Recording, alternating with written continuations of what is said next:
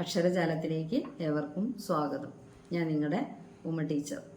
നമ്മൾ കഴിഞ്ഞ ക്ലാസ്സിൽ +1 ഹയർ സെക്കൻഡറി മലയാളം ക്ലാസ്സിൽ +1 മലയാളം ക്ലാസ്സിലെ ഓർമ്മയുടെ ഞരമ്പ് എന്ന കഥ ചർച്ച ചെയ്തല്ലോ.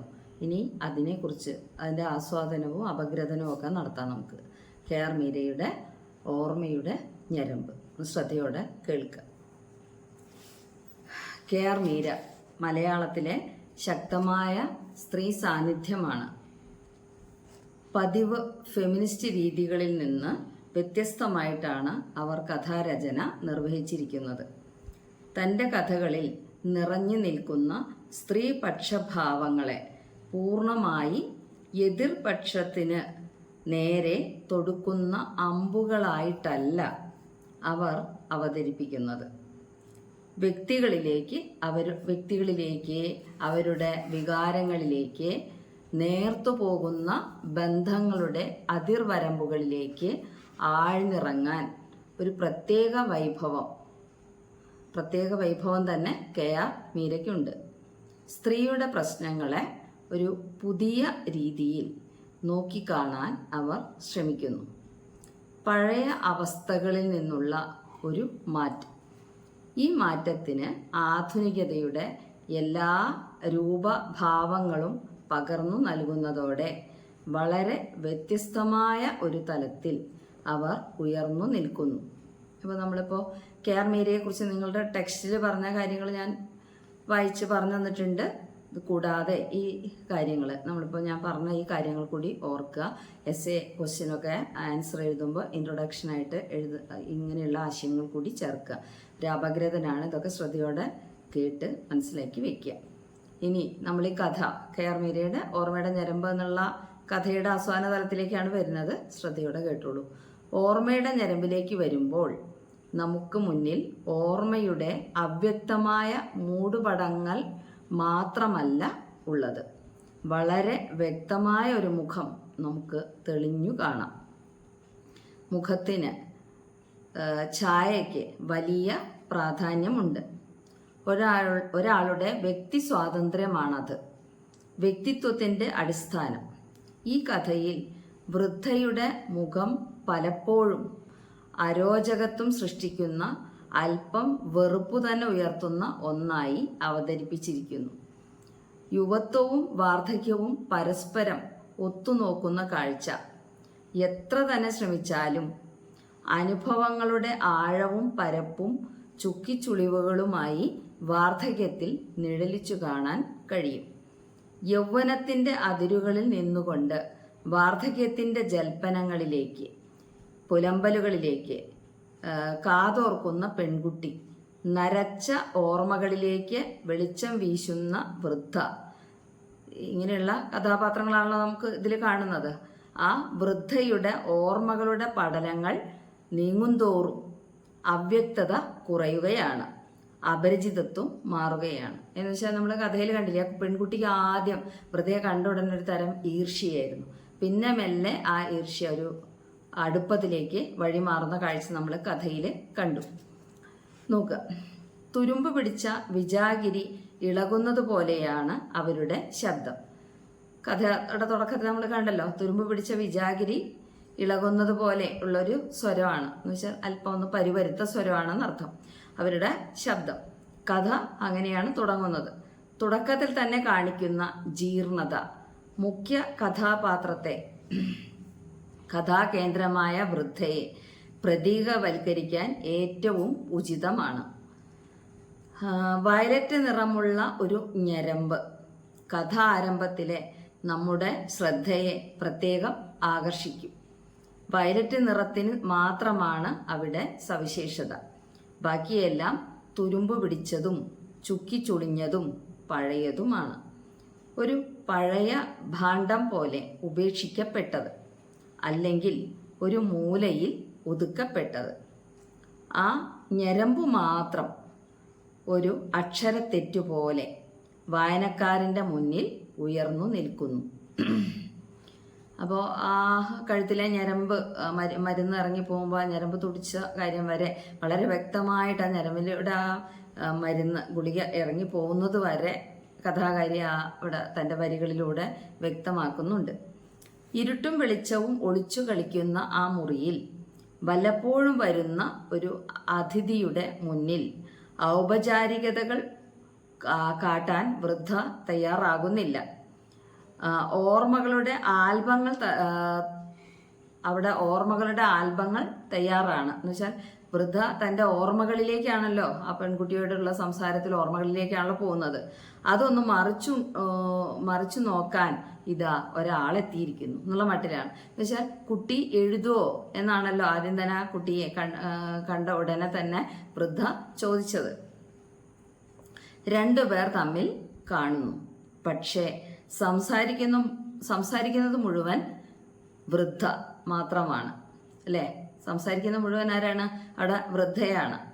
ഇടയ്ക്ക് മാത്രം ചില പൂരിപ്പിക്കലുകൾ മാത്രമാണ് പെൺകുട്ടി നിർവഹിക്കുന്നത്.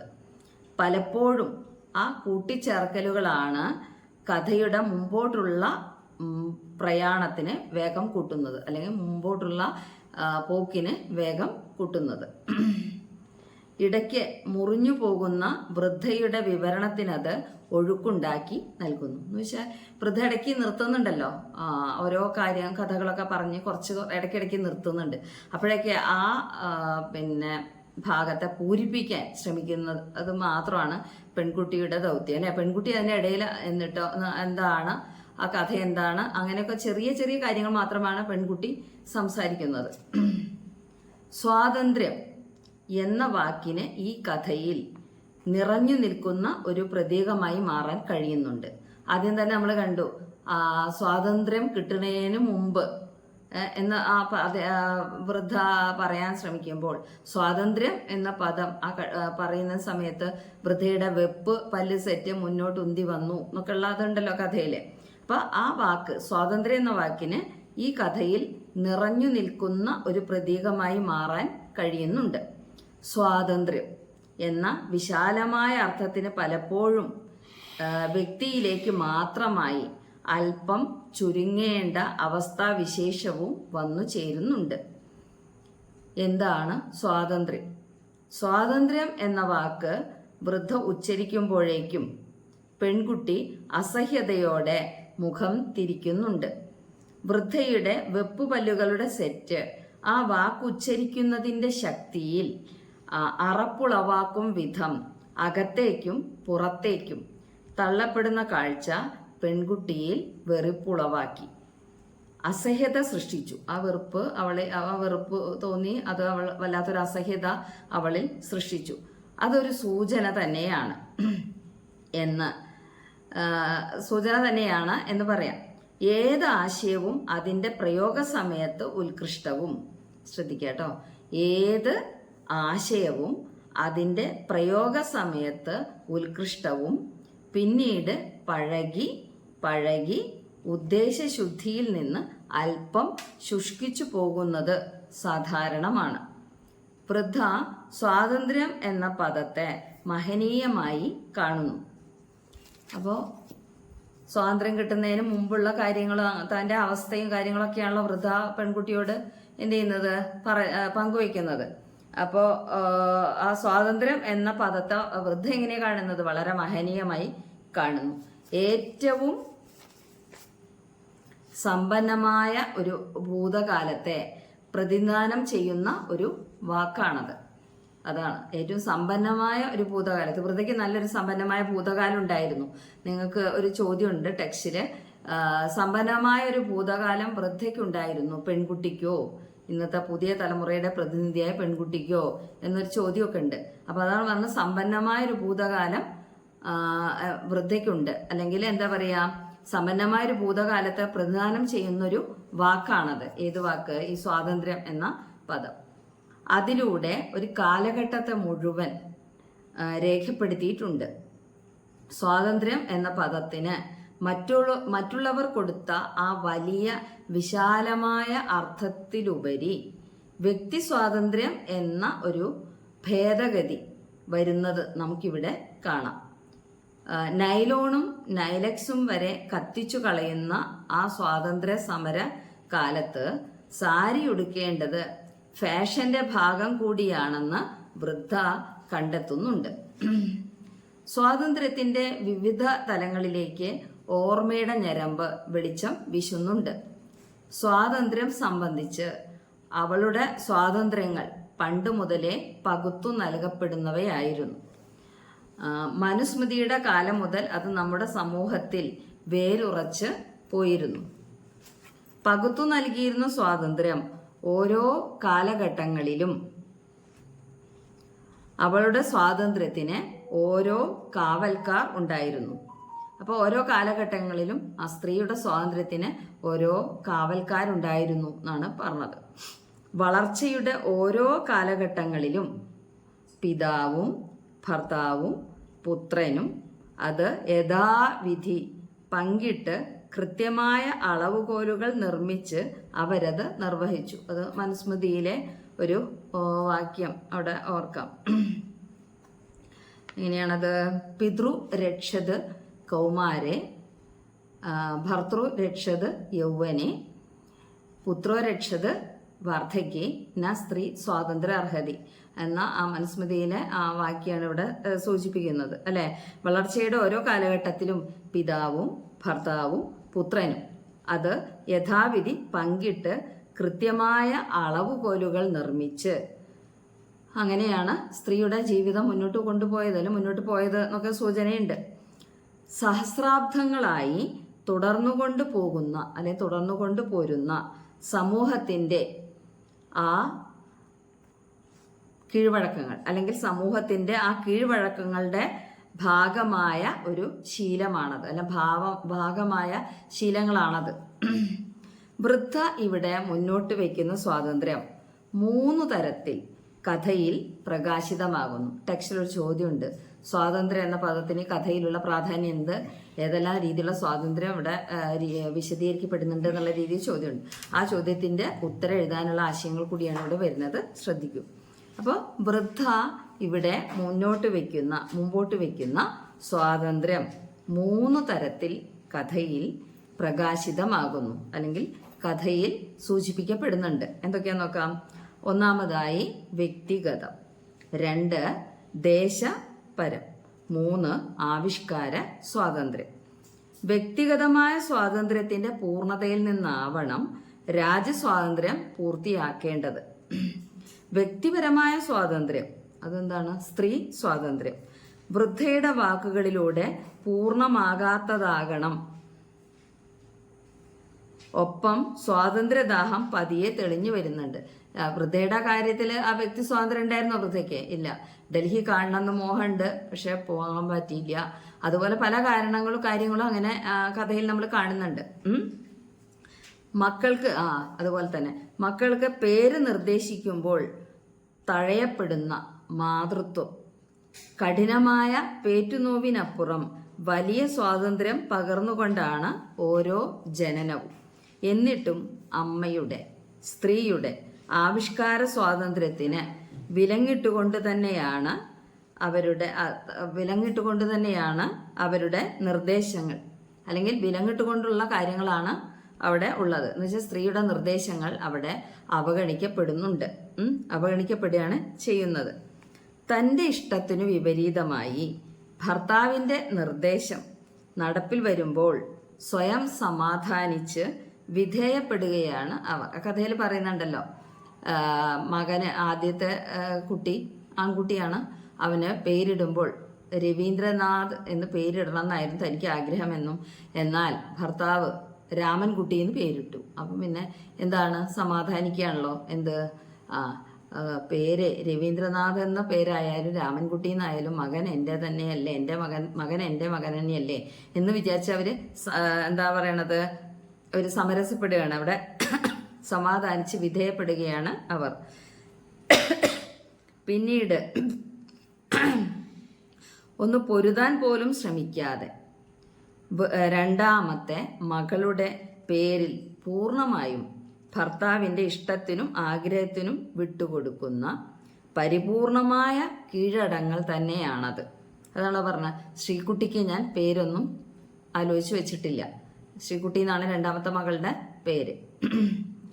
പിന്നീട് MP ആയി ഡൽഹിയിൽ ഭരണസിരാ കേന്ദ്രത്തിലേക്ക് ഭർത്താവ് യാത്രയായപ്പോൾ അവർ സ്വയം വീട്ടിനുള്ളിൽ ഒതുങ്ങുകയാണ്.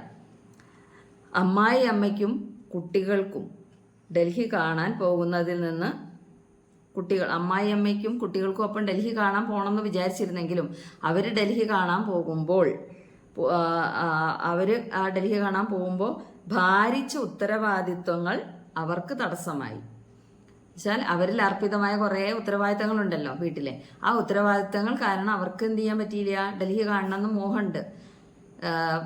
എന്താ പറയുക, ഡൽഹി കാണാൻ മോഹമുണ്ട്, പോകണമെന്ന് വിചാരിച്ച് പിന്നെന്തായി, അത് നടന്നില്ലല്ലോ. പക്ഷെ അവരുടെ ഭാരിച്ച ഉത്തരവാദിത്തങ്ങളാണ് അതിന് അവർക്ക് തടസ്സമായിട്ട് മാറിയത്. ഉത്തരവാദിത്തങ്ങൾ തടസ്സമായി. അവിടെയും സ്ത്രീ സ്വാതന്ത്ര്യം വിലങ്ങണിയുന്നു. ഒപ്പം ആ വിധിയുമായി താദാത്മ്യം പ്രാപിക്കാൻ ശ്രമിക്കുന്ന അവസ്ഥയും കാണാം. സ്വയം സമാധാനിച്ചുകൊണ്ടുള്ള ഒരു കീഴടങ്ങൽ. ഒടുവിൽ പെൺകുട്ടിയും സ്വാതന്ത്ര്യം എന്ന വാക്ക് സ്വയം ഉച്ചരിക്കുവാൻ ഭയപ്പെടുകയാണ്. അതിൽ പറയുന്നുണ്ടല്ലോ, സ്വാതന്ത്ര്യം അവള് സംസാരിക്കാൻ ശ്രമിക്കുമ്പോൾ അതിനിടയിൽ അവള് തൻ്റെ പല്ല് ഇളകുന്നുണ്ടോ എന്ന് സ്വയം എന്ത് ചെയ്യാണ്, നാവ് കൊണ്ട് തുഴഞ്ഞു നോക്കുന്ന കാര്യങ്ങളൊക്കെ സൂചിപ്പിക്കുന്നുണ്ടല്ലോ. അവസാനം ഈ വാർദ്ധക്യത്തിലും വൃദ്ധ വീണ്ടും അസ്വാതന്ത്ര്യത്തിൻ്റെ തടവറയിൽ തന്നെയാണ്. സ്വന്തം ഇഷ്ടങ്ങളെ കുഴിച്ചു മൂടപ്പെട്ട അവസ്ഥയിൽ മറ്റുള്ളവർ അടിച്ചേൽപ്പിക്കുന്ന കബളിപ്പിക്കലുകൾ അറിയാതെ ജീവിത സായാഹ്നത്തിൽ ഓർമ്മകളുടെ ഞരമ്പുകൾ തേടുകയാണ് അവർ. എന്നുവെച്ചാൽ അവരുടെ ഓർമ്മ നഷ്ടപ്പെട്ടിട്ടുണ്ട്. അപ്പോൾ അതാണ് പല പുസ്തകങ്ങളും മുന്നോട്ട് വെച്ച് ചുവന്ന ചട്ടിയുള്ള പുസ്തകമാണ് എന്നൊക്കെ പറഞ്ഞാൽ അവരിങ്ങനെ തിരയാണ്. അവർക്ക് ആ പഴയ കാലങ്ങൾ നല്ല ഓർമ്മയിലുണ്ട്. ആ കാര്യങ്ങളൊക്കെയാണ് ആ പെൺകുട്ടിയുമായിട്ട് പങ്കുവയ്ക്കുന്നത്. ആവിഷ്കാര സ്വാതന്ത്ര്യം ഈ കഥയിലെ ശക്തമായ ഒരു തുടിപ്പാണ്, ഒരു മിടിപ്പാണ് അല്ലേ. ആവിഷ്കാര സ്വാതന്ത്ര്യം ഓർമ്മകളിലൂടെ വൃദ്ധ പുറത്തേക്ക് കൊണ്ടുവരുന്ന പഴയ ചിത്രങ്ങൾ പലതും അത് സൂചിപ്പിക്കുന്നുണ്ട്. അപ്പോൾ അവിചാരിതമായി മാത്രം ലഭിക്കുന്ന ആ അവസരങ്ങൾ അവർക്ക് ആവിഷ്കാര സ്വാതന്ത്ര്യമാണ് ഇവിടെ സൂചിപ്പിക്കുന്നത്. അവിചാരിതമായി മാത്രം ലഭിക്കുന്ന അവസരങ്ങൾ. സ്വാതന്ത്ര്യ സമരങ്ങളുടെ തീക്ഷണമായ സാഹചര്യങ്ങളിൽ മുന്നിൽ 9-ാം വയസ്സിൽ അവർ പക്വതയാർന്ന് അവതരിപ്പിച്ച കവിത ഒരു സമ്മേളനത്തിൻ്റെ ഏറ്റവും വലിയ ആകർഷണമായി തീർന്നു. ആ ആത്മാവിഷ്കാരത്തിൽ ലഭിച്ച വലിയ പ്രോത്സാഹനം ഓർമ്മയുള്ളിടത്തോളം അവരിൽ തങ്ങി നിൽപ്പുണ്ടായിരുന്നു. മഹാകവി വള്ളത്തോൾ എന്ത് ചെയ്തതാണ്, അനുഗ്രഹിച്ച് സരസ്വതി, സാക്ഷാൽ സരസ്വതി തന്നെ എന്നവരുടെ തലയിൽ കൈവച്ച് അനുഗ്രഹിച്ച കാര്യമൊക്കെ അവർ ഓർക്കുന്നുണ്ട് അല്ലേ. പിന്നീട് ജീവിതത്തിൻ്റെ തിരിച്ചടികളാകുന്ന അവഗണനകളിൽ പതറാതെ മുമ്പോട്ട് പോകാൻ അവർക്ക് തുണയായത് ഈ ഉത്കടമായ അഭിവാഞ്ച തന്നെയാണ്. ചുവന്ന ചട്ടയുള്ള പുസ്തകത്തിലാണ് വൃദ്ധ തൻ്റെ ഭൂതകാലത്തെ കുറിച്ചു വച്ചിരിക്കുന്നത്. ഏകാന്തതകളിൽ ആരുമില്ലാതെ ഒറ്റയ്ക്കാകുമ്പോൾ അവർക്ക് കൂട്ട് ഈ നോട്ട് ബുക്കുകളായിരുന്നു. ആദ്യത്തെ കഥകൾ സ്വാതന്ത്ര്യത്തെക്കുറിച്ച് തന്നെയായിരുന്നു. സ്വാതന്ത്ര്യത്തിനു വേണ്ടി ജയിലിൽ പോകുന്ന സ്ത്രീ. സത്യത്തിൽ ആ സ്ത്രീ വൃദ്ധ തന്നെയാണ്. സ്വാതന്ത്ര്യം എന്ന പദത്തിൻ്റെ അർത്ഥവ്യാപ്തി തന്നെ ഇവിടെ ചോദ്യം ചെയ്യപ്പെടുന്നു. ഏതു രീതിയിൽ നിങ്ങൾ ആ പദത്തിനെ സ്വീകരിക്കുന്നു, ഉള്ളിലേക്ക് ആവാഹിക്കുന്നു എന്നതിനെ ആശ്രയിച്ച് അതിൻ്റെ അർത്ഥവും വ്യാപ്തിയും മാറും. നമ്മൾ ആ സ്വാതന്ത്ര്യം എന്ന പദത്തെ ആ പദത്തിൻ്റെ ആശയം നമ്മൾ എങ്ങനെയാണോ അതിനെ സ്വീകരിക്കുന്നത് അതിനനുസരിച്ച് ആ പദത്തിൻ്റെ അർത്ഥവും വ്യാപ്തിയും മാറുന്നു എന്നാണ് പറഞ്ഞത്. സ്വാതന്ത്ര്യം ചിലർക്ക് വിധേയത്വമാണ്, അനുസരണമാണ്, അച്ചടക്കമാണ്, ഇരുമ്പഴികളാണ്. ഇവിടെ സ്വയം സ്വാതന്ത്ര്യം പ്രാപിക്കലല്ല, തന്നിലൂടെ തൻ്റെ നിസ്വാർത്ഥമായ പിൻവാങ്ങലിലൂടെ മറ്റുള്ളവർക്ക് ആഹ്ലാദത്തിൻ്റെ സ്വാതന്ത്ര്യം ലഭിക്കുന്നു. അങ്ങനെയാണല്ലോ ഉണ്ടായിട്ടുള്ളത്. അതിന് ഏറ്റവും നല്ല ഉദാഹരണമാണ് എന്ത്, ആ ഡൽഹി യാത്ര. അവർക്ക് ഡൽഹി കാണണമെന്ന് മോഹമുണ്ട്, പക്ഷേ അതൊരിക്കലും നടന്നില്ല എന്ന് പറയുമ്പോൾ തൻ്റെ ആഗ്രഹത്തെ അവരെ വേണ്ടാന്ന് വെച്ചതാണ്. ആർക്ക് വേണ്ടി? മറ്റുള്ളവർക്ക് വേണ്ടി. എന്ന് വെച്ചാൽ എല്ലാവരും കൂടി പോയാൽ വീട്ടിലെ കാര്യങ്ങൾ ആര് നോക്കും? അച്ഛൻ്റെ അസ്ഥിത്തറയിൽ ആര് വിളക്ക് വെക്കും? അതുപോലെ കന്നുകാലികൾക്ക് വെള്ളം കൊടുക്കുക, പശുവിന് അങ്ങനെ വെള്ളം കൊടുക്കുന്ന ആര്? ഇങ്ങനെയൊക്കെയുള്ള ചോദ്യങ്ങൾ കൊണ്ട് അമ്മായി അമ്മ അവരെ എന്ത് ചെയ്യാണ്? മാറ്റി നിർത്താൻ ശ്രമിക്കുന്നുണ്ടല്ലോ വരവിൽ നിന്ന്. അപ്പോൾ അതാണ് ആ രീതിയിലുള്ള കാര്യം. എന്ന് വെച്ചാൽ താൻ സ്വയം പിൻവാങ്ങി മറ്റുള്ളവർക്ക് സ്വാതന്ത്ര്യം നൽകുകയാണല്ലോ ചെയ്യുന്നത്. അങ്ങനെ ഈ ഇതിലെ സ്വാതന്ത്ര്യം എന്ന പദത്തിന് പല തലങ്ങളിലാണ് അർത്ഥം കൈവരുന്നത്. ആവിഷ്കാരം പലപ്പോഴും ഒരു കളവിൻ്റെ ബാക്കി പത്രമാകുന്ന കാഴ്ച വൃദ്ധയുടെ രണ്ടാം കഥ കാണിച്ചു തരുന്നു. ഈ ഘട്ടം എത്തുമ്പോഴേക്കും പെൺകുട്ടിയുടെ വെറുപ്പു കലർന്ന അനിഷ്ടം ഇഷ്ടത്തിലേക്ക് വഴിമാറുന്നുണ്ട്. നരച്ച മുടിയിഴകൾക്കിടയിൽ ചില കറുത്ത മുടികൾ ഇനിയും ബാക്കിയുണ്ട് എന്ന് അവൾ കണ്ടെത്തുന്നു. ഈ അവശതകൾക്കിടയിലും പെൺകുട്ടിയുടെ സ്വാതന്ത്ര്യദാഹത്തെ ഉത്തേജിപ്പിക്കാനുള്ള ഓജസ്സും ഊർജവും വൃദ്ധ ബാക്കി വയ്ക്കുന്നുണ്ട്. സ്ത്രീയുടെ ആവിഷ്കാര സ്വാതന്ത്ര്യം പലപ്പോഴും പുരുഷന്റെ കാൽച്ചുവട്ടിൽ അവന്റെ ദയയ്ക്കു വേണ്ടി കാത്തു നിൽക്കുന്ന അവസ്ഥയിലേക്ക് ചെന്നെത്തുന്നു. സ്വന്തം കഥ പ്രസിദ്ധീകരിക്കാൻ നൽകുമ്പോൾ സ്വന്തം പേര് ചേർക്കാൻ പോലും സാധിക്കാത്ത ഒരു സ്ത്രീയുടെ കഥയാണ് അവർ പിന്നെ എഴുതിയത്. ഒടുവിൽ സമ്മാനം ലഭിച്ചപ്പോൾ ഈ പ്രശസ്തി, അംഗീകാരം എല്ലാം തന്നെ ഒട്ടും ദയയില്ലാതെ തന്നെ അവളുടെ ഭർത്താവ് സ്വയം നെറ്റിപ്പട്ടമായി ശിരസിൽ അണിയുകയാണ്. ആ സമയത്ത് തീർച്ചയായും ജനലഴികളിൽ പിടിച്ച് കഥാനായിക തൻ്റെ അസ്വാതന്ത്ര്യത്തിൻ്റെ കയ്പ് കുടിച്ചിട്ടുണ്ടാകും. അപ്പം അതിൽ പറയുന്നുണ്ടല്ലോ, ആ കഥ എഴുതിയത് ആരാണെന്ന് ആളുകൾ, അതിന് സമ്മാനം കിട്ടിയപ്പോൾ ആളുകൾ അതിൻ്റെ പിന്നെ കഥയ്ക്കുമായി ബന്ധപ്പെട്ട ആളുകൾ അത് അന്വേഷിച്ച് വന്നു, കഥ എഴുതിയ ആളാരാണെന്ന് അന്വേഷിച്ചിട്ട്. അപ്പം എന്താണ് പറയണത്? ഭർത്താവ് എന്ത് പറഞ്ഞു? അത് എഴുതിയത് ഞാൻ തന്നെ എന്ന്. അപ്പോൾ വൃദ്ധ പറയുന്നുണ്ട് ഓരോരോ മോഹങ്ങൾ എന്ന് പറയുന്നുണ്ടല്ലോ. അങ്ങനെ അപ്പോൾ അതിൽ താനാണ് ആ കഥ എഴുതിയത് എന്ന് തുറന്നു പറയാൻ അവർക്ക് സ്വാതന്ത്ര്യമില്ലായിരുന്നു. അതുകൊണ്ടാണല്ലോ അവര് സ്വന്തം പേര് വെക്കാതെ എന്ത് ചെയ്തത്?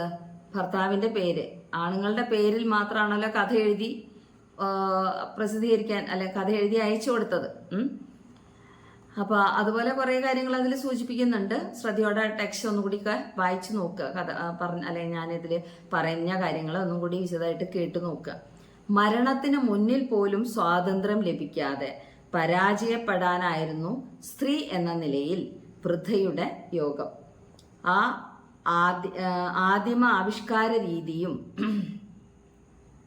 എന്ന് വെച്ചാൽ എന്താ പറയണത്, അവിടെ വൃദ്ധ ഒരു തൂങ്ങി മരിക്കാൻ ശ്രമിച്ചിരുന്നെന്നും അതാണ് കഴുത്തിൽ കുരുക്കിടുമ്പോൾ ആ ഞരമ്പിൽ തന്നെ വീഴണം എന്നൊക്കെ പറയുന്നുണ്ടല്ലോ. അവിടെ ആ ആവിഷ്കാര രീതിയും തങ്ങളുടെ സ്വാതന്ത്ര്യത്തിൻ്റെ വാതിലുകൾ അവർക്ക് മുന്നിൽ നിഷ്കരണം കൊട്ടിയടച്ചു. എന്ന് വെച്ചാൽ ആത്മഹത്യയിലൂടെ രക്ഷപ്പെടാമെന്ന് ശ്രമിച്ചപ്പോൾ ആ സ്വാതന്ത്ര്യം പോലും അവർക്ക് നിഷേധിച്ചു എന്നാണ് പറഞ്ഞത്. ജീവിതത്തിന്റെ ഇരുമ്പഴികൾക്കുള്ളിൽ നിന്നുള്ള മനോഹരമായ സ്വാതന്ത്ര്യ പ്രഖ്യാപനം തന്നെയായിരുന്നു വൃദ്ധയെ സംബന്ധിച്ചിടത്തോളം മരണം. ആ ഒരവസരം കൂടി നിഷേധിക്കപ്പെട്ടതോടെ ഓർമ്മത്തെറ്റുകൾക്കിടയിൽ അവർ ഒറ്റയ്ക്കാവുന്നു. കൂട്ടിന് അവർ കുത്തിവരച്ചു എന്ന് വൃദ്ധ മാത്രം വിശ്വസിച്ചു പോന്ന കുറച്ചു പഴയ നോട്ട് ബുക്കുകളും കാടു കയറുന്ന ഈ ജൽപ്പനങ്ങൾക്ക് നടുവിൽ മാത്രമാണ് യഥാർത്ഥ തടവാണെങ്കിൽ പോലും ആ വൃദ്ധയ്ക്ക് ശരിയായ സ്വാതന്ത്ര്യം ലഭിക്കുന്നത്. എന്ന് വെച്ചാൽ ആ മറവി, അവിടെ താൻ എഴുതി വെച്ച പുസ്തകങ്ങളൊക്കെയാണ് തനിക്ക് കിട്ടുന്നത്, തൻ്റെ മുന്നിൽ ഉള്ളത് എന്നുള്ള മട്ടിൽ അതിങ്ങനെ തിരയുക, മറച്ചു നോക്കിക്കൊണ്ടിരിക്കുകയാണ്. പെൺകുട്ടിയിലൂടെ വായനക്കാരൻ മനസ്സിലാക്കുന്ന ആധുനികമായ സത്യം ഇതാണ്. അപ്പോൾ ഈ കഥയിലാകെ നമ്മൾ കാണുന്നത് പ്രധാനപ്പെട്ട രണ്ട് കഥാപാത്രങ്ങളായി വരുന്നത് ആരൊക്കെയാണ്? വൃദ്ധയും പെൺകുട്ടിയും. ആ പെൺകുട്ടിയിലൂടെ നമ്മൾ എന്താണ് ആസ്വാദകർ അല്ലെങ്കിൽ വായനക്കാർ കാണുന്നത് വ്യക്തി സ്വാതന്ത്ര്യം ആവിഷ്കാര സ്വാതന്ത്ര്യം ഇവ രണ്ടും യോജിക്കുന്ന പൂർണ്ണതയിൽ മാത്രമാണ് രാജ്യത്തിൻ്റെ സ്വാതന്ത്ര്യം മഹനീയമായി പാറിപ്പറക്കുന്നത് എന്നാണ്. കല്യാണത്തിന് പോകാതെ പുതുപ്പെണ്ണ് ഈ വയസ്സിത്തള്ളയുടെ ഇരുട്ട് നിറഞ്ഞ മുറിയിൽ എന്തെടുക്കുകയാണ് എന്ന് ഈ കഥയിലെ പത്മാക്ഷി എന്ന കഥാപാത്രം ചിന്തിക്കുന്നുണ്ട്. ഭർത്താവ് നിർബന്ധിച്ചിട്ടും ഈ വൃദ്ധയുടെ ഭ്രാന്ത് കേൾക്കാൻ മടിയില്ലാതെ ഇരിക്കുന്ന പെൺകുട്ടിയെ അവർ അത്ഭുതത്തോടെയാണ് നോക്കിക്കാണുന്നത്. കുത്തി കുത്തി അതിനെക്കുറിച്ച് ചോദിക്കുമ്പോഴും പെൺകുട്ടി മൗനം ദീക്ഷിക്കുകയാണ്. ഈ ചോദ്യവും പെൺകുട്ടിയുടെ മൗനവും വൃദ്ധയെ മാത്രം ചിരിപ്പിക്കുന്നു. അനിഷ്ടം നിറഞ്ഞ മനസ്സോടെ അസഹ്യതയോടെ വൃദ്ധയുടെ മുറിയിൽ ആദ്യ സമയത്ത് ചെലവഴിച്ച പെൺകുട്ടി പുറത്തിറങ്ങുന്നത് സ്നേഹത്തോടെയും ബഹുമാനത്തോടെയുമാണ്. ഒരു ബോധോദയം സംഭവിക്കുന്നുണ്ട് അവിടെ. ഒരു ബോധോദയം അവിടെ സംഭവിക്കുന്നുണ്ട്. ഒരു തിരിച്ചറിവ്. ഒരു ഘട്ടത്തിൽ സ്വാതന്ത്ര്യം എന്ന് ഉച്ചരിക്കുമ്പോൾ തൻ്റെ പല്ലും ഇളകുന്നുണ്ടോ എന്ന് പെൺകുട്ടി ഭയത്തോടെ പരിശോധിക്കുന്നുണ്ട്. ഞാൻ നേരത്തെ പറഞ്ഞല്ലോ അത്. പലപ്പോഴും സ്വാതന്ത്ര്യങ്ങൾ നഷ്ടങ്ങളായിരിക്കും പകരം തരിക എന്ന തിരിച്ചറിവും ഒപ്പം ഒരു താതാത്മ്യം പ്രാപിക്കലും ഇവിടെ നടക്കുന്നുണ്ട്. താതാത്മ്യം പ്രാപിക്കുക എന്ന് വെച്ചാൽ ആ വൃദ്ധയെപ്പോലെ തന്നെ, വൃദ്ധയോടൊന്ന് സമരസപ്പെടുകയാണ്. വൃദ്ധയെപ്പോലെ തന്നെ തൻ്റെ അനുഭവങ്ങളും വരും എന്ന, താനും ഒരു സ്ത്രീ ആണല്ലോ എന്നുള്ള മട്ടിലുള്ള ചിന്തകൾ വരുന്നുണ്ട്. താതാത്മ്യമായി ഒരു താതാത്മ്യം പ്രാപിക്കലും ഇവിടെ നടക്കുന്നുണ്ട്. ചില അനുഭവങ്ങളോട് ഏറ്റവും ആത്മാർത്ഥമായി ചേർന്ന് നിൽക്കുമ്പോൾ ആ സംഭവിച്ചത് തന്നിൽ തന്നെയാണോ എന്നൊരു അയഥാർത്ഥമായ സാങ്കല്പിക ചിന്ത പലപ്പോഴും നമ്മുടെ മനസ്സിൽ, കാരണം വായനക്കാരൻ്റെ മനസ്സിൽ, മനുഷ്യ മനസ്സിൽ ഉദിക്കാറുണ്ട്. അതുപോലെ ആ പെൺകുട്ടിക്കും ആ കാര്യങ്ങൾ, വൃദ്ധയുടെ അവസ്ഥകളൊക്കെ കേട്ടപ്പോൾ തൻ്റെയും അനുഭവങ്ങളാണോ ഈ പറയുന്നത്, തൻ്റെ അനുഭവം എങ്ങനെയാവുമോ എന്നൊക്കെയുള്ള ചിന്ത ഉദിക്കുന്നുണ്ട്. കടന്നു വന്ന ക്രൂരമായ അനുഭവങ്ങളെ കൃത്യമായി പട്ടികപ്പെടുത്തി അല്ലെങ്കിൽ ക്രമപ്പെടുത്തി എന്ന് വെച്ചാൽ ഒന്നിന് പിറകെ ഒന്നായി, 1 by 1 ആയിട്ട് അങ്ങനെ പറയുന്നുണ്ടല്ലോ. പട്ടികപ്പെടുത്തി വൃദ്ധ ഒരു പാഥേയം പോലെ യുവതിയുടെ മനസ്സിൽ കെട്ടിപ്പൊതിഞ്ഞേൽപ്പിക്കുകയാണ്. പാഥേയം എന്ന് പറഞ്ഞാൽ പൊതിച്ചോറ്. യാത്രക്കിടയിൽ നമ്മൾ കയ്യിൽ വയ്ക്കുന്നതാണ് പൊതിച്ചോറ്. അപ്പോൾ ഈ വൃദ്ധയുടെ ഈ ഓർമ്മകളിലൂടെ സഞ്ചരിക്കുമ്പോൾ, വൃദ്ധ തൻ്റെ ആ അനുഭവങ്ങളിലൂടെ കാര്യങ്ങൾ അവതരിപ്പിക്കുമ്പോൾ ആ ഒരു ആ അനുഭവങ്ങൾ ഒരു പാഥേയമായി പെൺകുട്ടിയെ കെട്ടിയേൽപ്പിക്കുകയാണ് എന്നാണ് പറയണത്. ജീവിതയാത്രയിൽ എപ്പോഴെങ്കിലും ഈ അനുഭവത്തിൻ്റെ കനലുകൾ വെളിച്ചമാകുമെന്ന പ്രാർത്ഥനയോടെ കണ്ണാടി കുരുന്നിൽ കണ്ണാടിക്ക് മുന്നിൽ തൻ്റെ വരവിലും ഒട്ടും ശ്രദ്ധയില്ലാതെ നിൽക്കുന്ന ഭാര്യ. നമ്മളിൽ അവസാനം കാണുന്നുണ്ടല്ലോ, കണ്ണാടിക്ക് മുന്നിൽ ഇങ്ങനെ തൻ്റെ കഴുത്തു നീട്ടി കാര്യങ്ങൾ എന്തോ തിരയുന്ന ആ പെൺകുട്ടിയെ കാണുന്നുണ്ടല്ലോ. അതാണ് കണ്ണാടിക്ക് മുന്നിൽ തൻ്റെ വരവിൽ ഒട്ടും ശ്രദ്ധയില്ലാതെ, എന്ന് വെച്ചാൽ ഭർത്താവിനെ പതിവ് പോലെ ഭർത്താവിനെ കാത്തു നിൽക്കുന്ന ഒരു ഭാര്യയെ അവിടെ കണ്ടില്ല. അതാണ് ശ്രദ്ധയില്ലാതെ നിൽക്കുന്ന ഭാര്യ. തൻ്റെ സർവാധികാരത്തിൻ്റെ മുന്നിൽ ഒരു വെല്ലുവിളി ഉയർത്തുമെന്ന് ശ്രീജിത്തിന് തോന്നുന്നു. ഓർമ്മയുടെ ഞരമ്പ് അങ്ങനെ തലമുറകളിൽ നിന്ന് തലമുറകളിലേക്ക് പടരുകയാണ്. നീണ്ടുപോവുകയാണ് തനിയാവർത്തനം. കാലഘട്ടങ്ങൾ മാറുന്നുണ്ടാകും. ഒരു സ്വാതന്ത്ര്യ സമരത്തിനു പകരം പല സമരങ്ങളും അരങ്ങേറുന്നുമുണ്ടാകാം. പക്ഷേ ജീവിത സമരത്തിന്, സ്ത്രീകളുടെ അതിജീവന പോരാട്ടങ്ങൾക്ക് ഇന്നും എന്നും ഒരു മാറ്റവും ഉണ്ടാകുന്നില്ല എന്ന ദുഃഖകരമായ സത്യം മാത്രം അവശേഷിക്കുന്നു. അപ്പോൾ ഇവിടെ ആത്യന്തികമായി സ്വാതന്ത്ര്യം വ്യക്തി കേന്ദ്രീകൃതവും ആവിഷ്കാര പ്രാധാന്യവും ഒന്നു ചേർന്ന് ഉൾക്കൊണ്ടിട്ടുള്ള ഒന്നാണെന്ന് നമ്മൾ മനസ്സിലാക്കേണ്ടതുണ്ട്. അതാണ് പറഞ്ഞതിൽ പിന്നെ ആവാം എന്ന് പറഞ്ഞ് കാലം കടന്നു പോകുന്നു. കഥയിലേതുപോലെ യഥാർത്ഥ സ്വാതന്ത്ര്യ പ്രഖ്യാപനങ്ങൾ സാഹിത്യത്തിലെങ്കിലും മുള പൊട്ടുന്നുണ്ട് എന്നത് ആശ്വാസപ്രദമാണ്. അപ്പോൾ ഇതാണ് നമ്മൾ ഈ കഥയെക്കുറിച്ചുള്ള ഒരു അപഗ്രഥനം, ഒരു ആസ്വാദനം. അപ്പോൾ ഈ പറഞ്ഞ കാര്യങ്ങൾ ഒന്ന് വ്യക്തമായി ശരിയായ രീതിയിൽ ഒന്ന് കേട്ട് നോക്കിക്കഴിഞ്ഞാൽ നിങ്ങൾക്ക് ടെക്സ്റ്റിലുള്ള പല ചോദ്യങ്ങളുടെ ഉത്തരങ്ങളും എഴുതാൻ കഴിയും. ധാരാളം ചോദ്യങ്ങൾ, പ്രധാനപ്പെട്ട ചോദ്യങ്ങളൊക്കെ ഉണ്ട്. അതൊക്കെ ഒന്ന് വായിച്ചു നോക്കുക. എന്നിട്ട് ഞാൻ ഈ പറയുന്ന കാര്യങ്ങൾ കൂടി ശ്രദ്ധയോടെ കേട്ടാൽ നിങ്ങൾക്ക് ഉത്തരം സ്വയം തന്നെ എഴുതാൻ കഴിയും. അപ്പോൾ നമുക്ക് വീണ്ടും അടുത്ത ക്ലാസ്സിൽ കാണാം. മറക്കരുത്, നിങ്ങൾ ഈ ചാനൽ അക്ഷരജാലം എന്നുള്ള ചാനൽ എന്ത് ചെയ്യണം? കമൻറ്റ് ചെയ്യണം. ചാനലിനെ കുറിച്ച്, ഞാൻ എടുത്ത ക്ലാസ്സിനെ കുറിച്ച് കമൻറ്റ് ചെയ്യണം, ഷെയർ ചെയ്യണം, സബ്സ്ക്രൈബ് ചെയ്യണം, ലൈക്ക് ചെയ്യണം. ഓക്കെ.